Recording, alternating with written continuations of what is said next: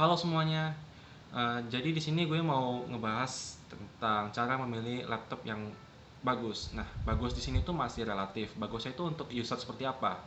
Seperti mahasiswa kah, atau gamer, atau mungkin desainer grafis. Itu semua tuh mereka punya kategori masing-masing, jadi nggak bisa disamaratakan. Nah, ada banyak faktor pendukung yang harus kita perhatikan dalam memilih sebuah laptop. Contohnya seperti apa? Nah, di sini kita akan bahas. Yang pertama, kalian pikirkan dulu, kalian itu kebutuhan kalian di laptop itu untuk apa? Untuk sekedar browsing di internet aja, muter film, muter lagu, atau main game berat dengan jangka waktu yang lama? Kemudian di bagian kedua, spesifikasi. Nah, secara garis besar di sini ada 3 hal penting yang harus diperhatikan dalam melihat spesifikasi sebuah laptop, yaitu prosesor, VGA atau graphic card, dan yang ketiga itu RAM. Nah, penjelasan singkatnya tuh seperti ini. Ya, kita mulai dari prosesor. Nah, prosesor itu apa? Prosesor itu adalah otak dari laptop kalian. Nah, di sini tuh kalian misalnya memberikan perintah kepada laptop kalian.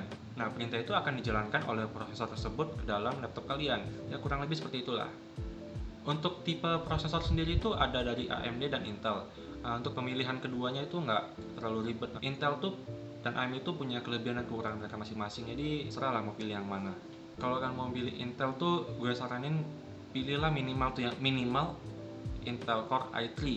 Itu untuk keperluan ringan aja, mungkin kayak sekedar browsing, buka film dan putar musik gitu, itu udah cukup lah, udah mumpuni lah untuk sekedar keperluan ringan seperti itu.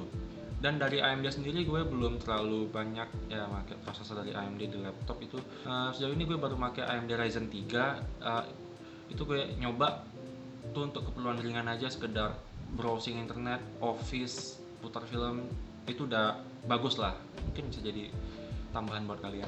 Nah, yang perlu diperhatikan dari kedua kubu tersebut ialah generasinya. Nah, gue saranin di sini untuk memakai prosesor tipe yang paling baru, keluaran terbaru, generasi terbaru. Contohnya seperti apa? Yang gue pakai sekarang ini, prosesor yang ada di laptop gue ini yaitu Intel Core i5 8300. Berarti itu generasi ke-8.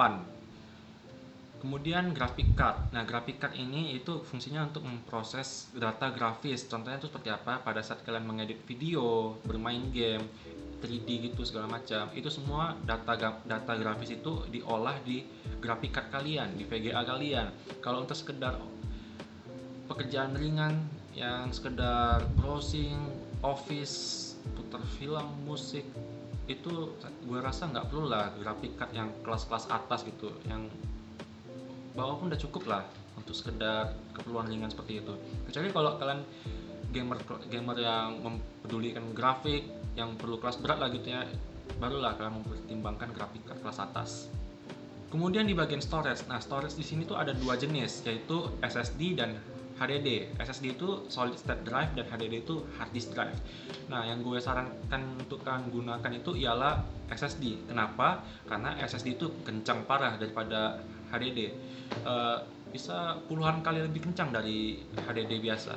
Kalau kalian ingin penyimpanan lebih banyak, kemudian budgetnya lebih rendah, kalian bisa pilih HDD. HDD itu masih lebih murah lah daripada SSD. Tapi kalau kalian ingin sistem lebih kencang, booting laptop lebih kencang, gue saranin kalian tuh pindah atau pilih ke SSD. Atau mungkin kalian bisa pakai keduanya gitu, kayak SSD plus HDD gitu dalam satu laptop, itu bisa banget kok. Kemudian untuk ukuran layar. Nah, ukuran layar di sini tuh tergantung kalian. Kalian tuh nyamannya di mana? Di 13 inch kah, 14 inch, 15 inch, 16 inch atau 17 inch. Dan juga satu hal yang harus ditekankan ialah semakin besar layarnya, maka dimensi laptop juga semakin besar. Kemudian itu akan terpengaruh kepada portabilitas kalian. Pada saat kalian pergi keluar, itu akan mempengaruhi space kalian. Pada saat ini laptopnya besar kali. Jadi itu semua tergantung ke kalian. Mau layarnya besar atau kecil, itu semua harus kalian pertimbangkan lah. Kalian tuh nyamannya tuh kayak gimana. Kemudian untuk masalah I/O port, gue sarankan di sini bagi kalian untuk memilih I/O port yang jumlahnya ada banyak. Entah itu mungkin ada beberapa USB 3.0, HDMI, dan lain-lain. Karena apa? Karena kalau portnya itu sedikit, itu akan kesulitan di kaliannya. Kemudian di bagian desain laptop, percaya nggak sih kalau desain laptop itu mempengaruhi kebutuhan kalian? Contohnya, laptop yang gue pakai ini, itu bodinya tebal banget. Itu kenapa? Itu karena supaya airflow-nya itu bisa lancar, supaya laptopnya nggak panas kalau dipaksa untuk main game berat dalam waktu yang jangka yang lama. Kalau kalian mau laptop yang gampang dibawa-bawa kemana-mana, ringan, gue saranin cari laptop yang tipis. Itu sesuai dengan kebutuhan kalian sih. Kalau kalian sering pergi-pergi keluar, nggak pengen beban yang berat, gue sarankan cari laptop yang tipis, yang ringan dan enteng, biar gampang kalian bawa kemana-mana gitu. Kurang lebih kayak gitulah.